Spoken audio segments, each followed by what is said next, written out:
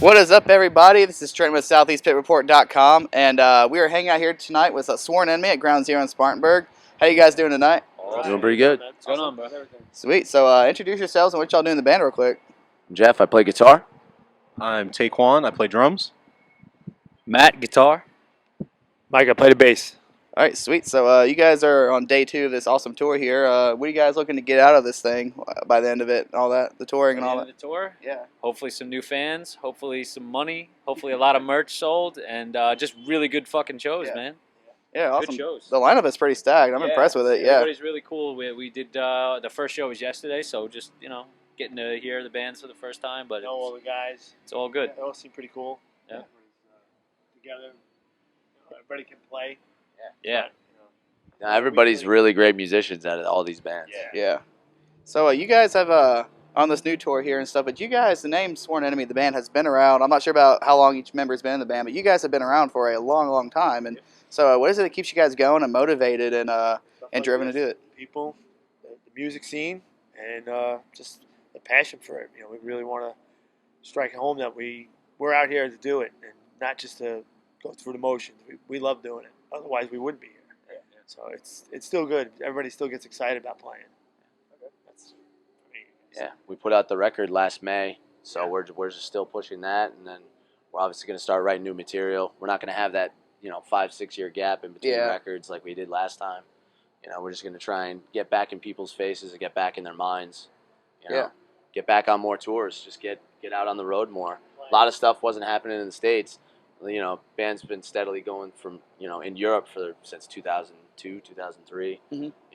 Not a whole lot of state stuff. So we did a big tour last year through the States, Canada, and we're doing this again. We just did the 10 shows with Biohazard, so that was really cool too. Those are our bros. So Okay, sweet. great shows, and we're looking to continue the momentum with these guys.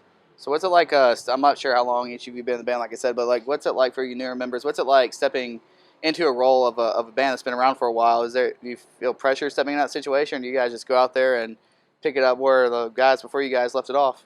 I mean, we all vibe off of each other. Yeah. When we're playing, like when we were writing the last record, and even playing the old stuff that we didn't write or record. We make sure that we're all playing the parts right. We sit down, we go through everything. We make sure that it's going to sound as true to the recording or anything like that as it was when it came out or when previous members were in the band. Okay. Put on as good or a better show than ever. You know what I mean? Yeah. Now, I was listening to the record today and stuff, and it's got the old hardcore feel to it, but it's also got like a lot of metal influences too, like guitar solos and all this riffing that a lot of hardcore bands usually don't have. So what is it that what bands or music inspires you guys to like kind of like blend different genres that are usually probably wouldn't blend together per se? I mean, for us, everything we play is what we want to play. We're not like, let's add solos because they should be there, or let's, not put them because they shouldn't be there. Or it's just what the band does.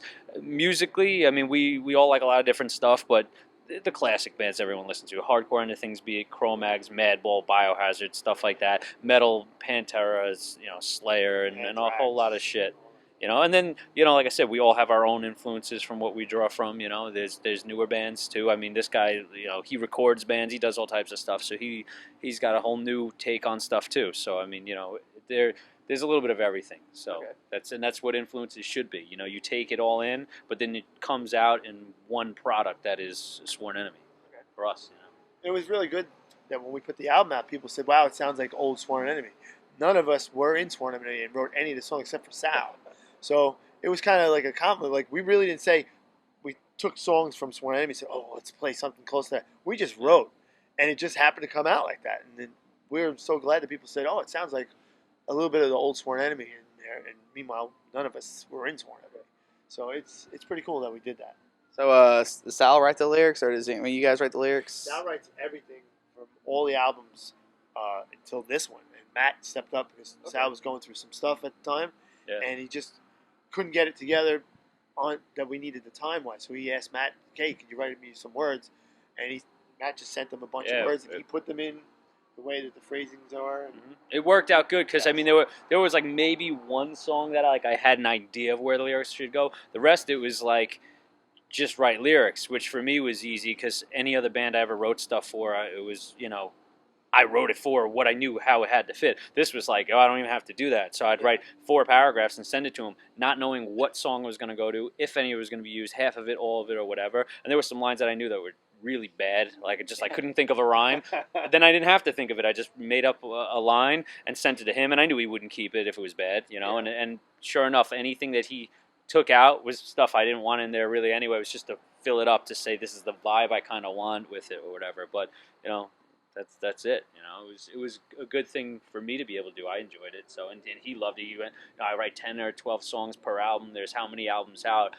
Sometimes you run short of ideas, or just your style of doing it starts to feel old to you as the songwriter. Like for everyone else, they love it, but for Sal, it's like, you know, he's like, it helps to have someone else, you know, input on it. Yeah, it's just cool. So where's I don't know if you can speak for on his behalf since he's not here at this at the moment, but you personally, where do these lyrics come from? Like, what inspires it? Like, whether it be social issues or world issues, yeah, or it's everything. I mean, this is the type of band that doesn't sing about Dungeons and Dragons. You know, I mean, which if you do that, that's fine, but that's not what this band's about. You know, it's pretty much Space. all. Yeah, exactly. You know, it's just not for us. You know, real life stuff. I mean, you take a song like, you know, No Mercy, which the tour is named after, and it's, you know, it was sort of like right away we heard the style of song. It's like, this is kind of like a war song. So I just kind of threw some lyrics that were somewhat war related, but didn't have to be war. You know, it works for riots, whatever it was. Yeah. But some real situations, which if you open any paper or turn on any TV, it's out there. You know, civil unrest in the world. Yeah, everywhere. it's everywhere. So it's not really anything that takes too much to look at. You know, it's social stuff maybe you've been through with friends, family, whatever. You know, Sal went through a lot during this, you know, with losing his house and a whole ton of other shit. He can relate to that. And so a lot that he wrote, I know, came from that. You know, I think it was actually a little bit, there were certain songs that had more darker stuff than some past Sworn Enemy stuff, you know, which was kind of cool too. You know, so it's always growing anyway, I think. Okay. What about you guys? Do you guys write the music, or does Sal write the music, or as well? We wrote the music. Okay, so where do you guys like start off with? Like, you know, like how do you like try to come up with something that really? Do you try to stand out more with something that hasn't really been done before? Or do you guys just kind of like sit down and pick up a guitar or drums or whatever and just we get in a room together, and whether we bring riffs, like I'll bring some riffs, Mike brings riffs, Matt brings them, we'll play something, and then, you know, so he'll go, oh, I have something that could fit there, or vice versa. He's playing something, I go, oh, I'm hearing this, and then we kind of riff on it, and, you know, say we'll like lay it down, like do like a demo track, and then, okay, we'll revisit that, we'll listen to it, and then we hear something else, we'll improve it that way. If Sal hears something, he'll sit in the back when we're writing riffs, and he'll be like, oh, I'm hearing this. And he'll hum something, and we'll go, oh yeah, and we'll switch it up, and we'll be like, oh yeah, that does fit better. It's cool. Yeah, 2 more times, and then change it to that. You know, just, you know, it was a big collaboration for all of us. Yeah. You know? It's good to have that outside thing too, because when you're writing riffs, you're in it. So sometimes you work on something and then you change it 10 times till you get it to where you think it is, and you're so into it you don't realize it sounds like shit. You know, and so someone who's standing on the outside can be like, this isn't working. You know, and it's compromise and all that other stuff. But you know, we all kind of came up with certain parts, and you know, if I couldn't think of something, maybe, you know, Pooch would come in and all of a sudden just add a riff that was like, oh shit, that glued those 2 riffs together, you know, and stuff like that. And that's what makes songs good, you know, as opposed to just, you know, taking a ton of parts like a puzzle and putting them together, and it's not really a song, it's just pieces, you know. So you guys have been touring, you know, as a band for a long time, stuff. So it's nothing new to you guys, really. But being from New York and stuff, what is it like for you guys to come back to the South and everything? What is that? I mean, do you guys enjoy coming down here to the South, getting away from the big city, hustle, bustle? Warmer weather. I'm liking that right now. Winter in New York this year. Oh man, it was brutal. But people are a lot nicer down here. Yeah. Oh really? Yeah. Got a lot of bugs though. to fight off a few today. Yeah. I mean, in New York, though, I mean, there's so much going on there that it's almost like oversaturation, whether it's, you know, concerts or whatever. People have a lot, like, okay, you got like however many venues in New York City, then how many in Queens or Long Island, you know, Brooklyn. There's more stuff in Staten Island. I just saw Biohazard's got a show in Staten Island, a place I never even heard of. Might be new, might be a new name. But the sirens are the same no matter what city you're in. That's it. But I mean, you come to some places and they got great clubs like this, where some guy was just telling me they'll have 3 or 4 metal shows in a week here. That's uncommon. That is true. In New York. Do. Yeah. You got to have dance night or hip hop night or something just to keep the doors open. Yeah. So, I mean, it's great. You got a scene like this. You You got scenes, all down the East Coast, across, the U.S. If you can make it work and be able to have bands come out like this, I'm all about that. Yeah. Nice little package. We got a good Yeah. package going. Yeah. Yeah. So it's pretty cool. So, what are some things you guys bring with you on these long tours and stuff to keep your minds occupied and from getting, I guess, bored and all that? I was just thinking like. I think I'm entertainment enough for everyone else. Yeah. All right, how are you entertaining? Entertain us real quick. Oh my God! No, you can't put me on the spot like that. I'm just forever talking. I tell too many jokes. Way too many jokes. I was about to laugh about 5 minutes ago for absolutely no reason, just because I looked at him. Yeah. You spend a lot of time in the van, and you just kind of like Start to lose it. Yeah, you go crazy, and everybody jokes around, and that passes the time. You're doing a 5-6 hour drive. Yeah. We start talking. We're listening to music. Oh yeah, I remember when this record came out. This is where I did this or whatever, or just whatever situation, just something to pass the time. Yeah. Singing different lyrics to songs that someone else usually, loves. usually my phone is like the thing that passes Well, my man, time. like that. Just like this. If I didn't have this mic and this camera right here, it'd be on my It's phone. funny because the charging cable's always attached to it like this too. Exactly, and it's this long too as well. You know what? Your phone also has a microphone on it. Yes, it so- does. Hey, Yeah. man. So I'm doing the speakerphone thing that I gotta like this too.